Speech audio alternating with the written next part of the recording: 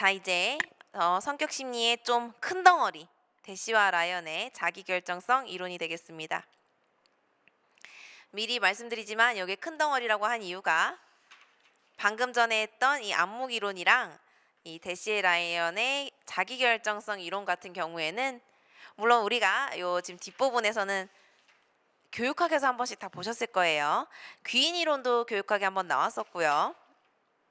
물론 히긴스와 셀리그만 같은 경우에는 심리학적 내용이라서 교육이론에 나오지 못했고 그 전까지는 다 심리학이네요. 그런데 귀인 이론, 그 다음에 이 안목 이론, 그 다음에 이 자기결정성 이론 같은 경우에는 교육심리에서도 많이 나오는 내용이죠. 자, 한번 보겠습니다. 자, 일단 이 자기결정성 이론의 가장 큰 핵심적인 아이는 내재적 동기입니다.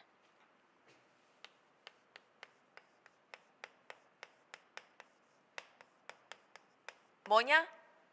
공부를 합격하려고 하는 것도 아니고 뭐예요? 오롯 돈 받으려고 이거를 공부를 하면 돈을 얼마를 시험을 치면 줘서 하는 것도 아니고 오로지 하는 이유가 뭐예요? 그냥 재밌어서. 제가 이제 심리학을 석사를 나왔잖아요. 저 원래 대학교 진로 상담 때 얘기를 했지만 저 원래 대학교 졸업하고 취업을 했었거든요. 회사에 취업을 했는데 이제 졸업을 했잖아요. 심리학과를 학부를. 그래도 전 어떻게 했다? 주말 내내 교보 가서 심리학 책 읽었어요. 그때 뭐예요? 내재적 동기. 그냥 재밌어서. 대학교 4학년까지는 심리학 공부해야죠. 근데 그때 내가 열심히 심리학 공부했던 건 뭐다?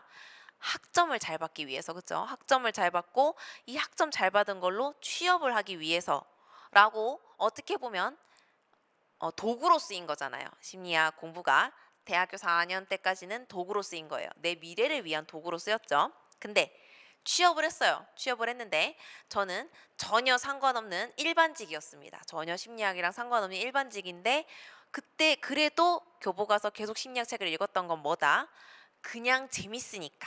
그때에는 회사에서 심리학 관련 전혀 없었고 제가 심리학 시험 칠 필요도 없었고 학교를 안 다니니까 어쨌든 그랬는데 그때는 내재적 동기가 있었죠. 이런 것처럼 오늘 가장 중요한 단어는 내재적 동기가 되겠습니다. 그래서 보시면 인간이 자율적이고자 하는 욕구가 있다고 보는 이론이고요.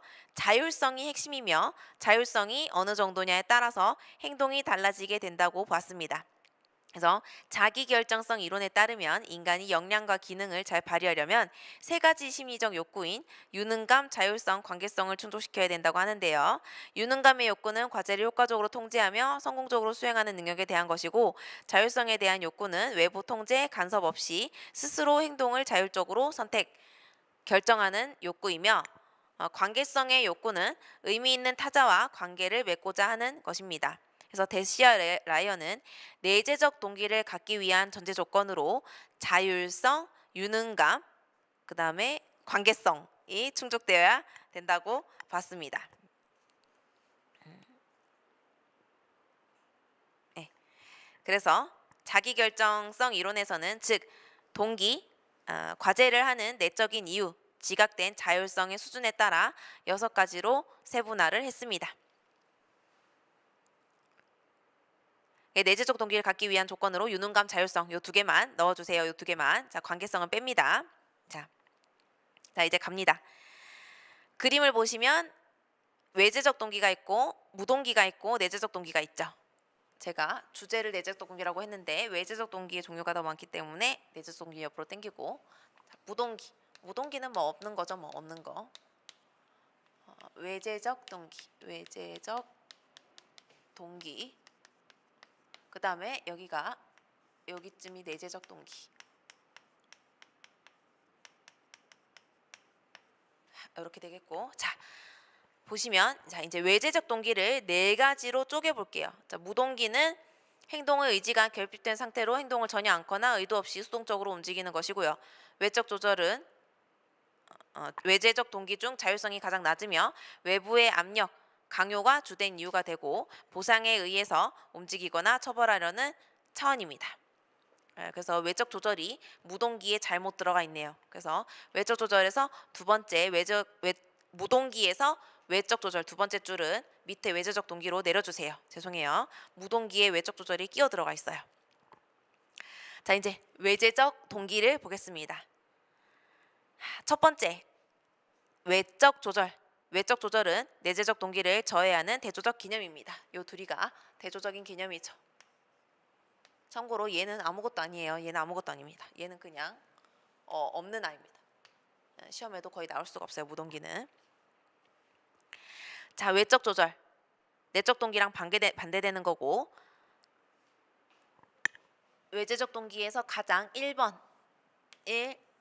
외적 조절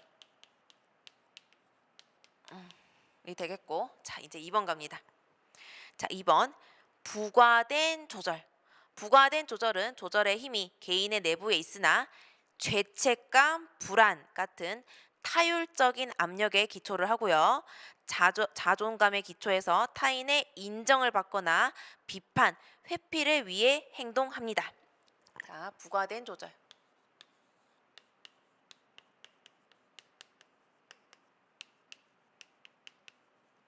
자, 어떤 거예요? 죄책감, 불안. 그쵸? 불안. 또 뭐 있어요? 타인의 인정을 받거나 비판 회피. 인정받거나 비판 회피. 자, 제가 오늘 이거를 다 우리 전문 상담 교사로 한번 이 외제적 동기를 다 설명을 해보겠습니다. 첫 번째, 자 외적 조절은 그냥 외적 조절 1번이고요. 외적 조절은 뭐 있어요? 외적 제약에 따른 공부를 이건 어때요? 회사에 들어가면 외적 조절은 회사에 들어가면 승진하려면 승진 시험을 칩니다. 승진 시험을 칩니다. 그 이유가 뭐예요? 연봉을 더 많이 받기 위해. 그쵸? 요게 되겠고. 자, 요거. 자, 여기서부터 이제 외적 조절 빼고 여기서부터 이제 우리 예로 갈게요. 자, 부과된 조절은 뭐냐면 우리 스터디입니다. 스터디. 전문 상담 교사 스터디. 이거 예고요. 자, 전문 상담 교사 스터디. 자, 우리가 스터디라면 일주일에 한 번, 보통 일주일에 한 번 만나거나 아니면 일주일에 2번 전화로 하거나 이렇게 하죠.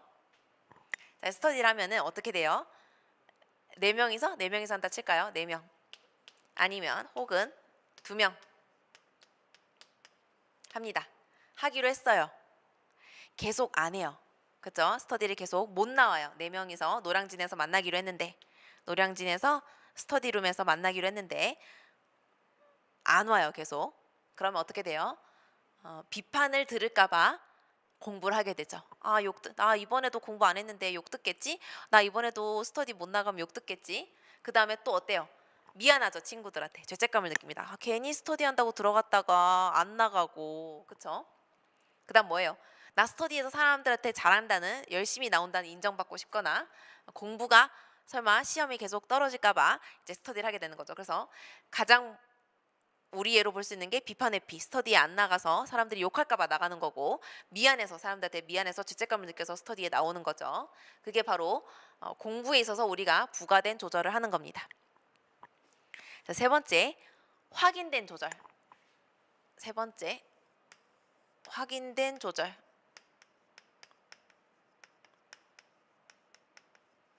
자, 확인된 조절은 뭐냐면 앞의 두 가지와 다르게 내면화의 깊은 수준에 도달한 상태입니다. 자, 내면화의 깊은 수준에 도달했어요. 개인의 중요성이나 목표에 부합한다고 판단하면 스스로 선택을 합니다. 자, 어떻게? 중요성이나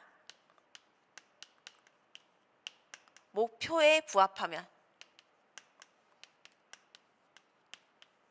중요성이나 목표에 부합된다고 판단하면 선택해서 행동해요. 그래서 과제 자체의 기쁨이나 만족보다 목적 달성 위에, 목적이죠. 목적 달성